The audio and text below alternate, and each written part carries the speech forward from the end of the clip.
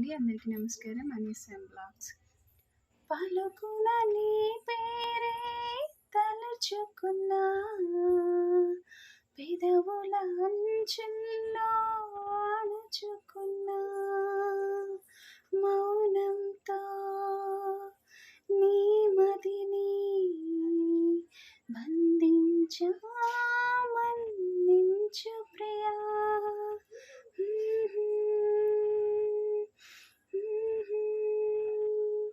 తడిమే వరమా, తడిమే స్వరమా, ఇదిగో ఈ జన్మ నీదని అంటున్నా, వింటున్నావా, వింటున్నావా, వింటున్నావా.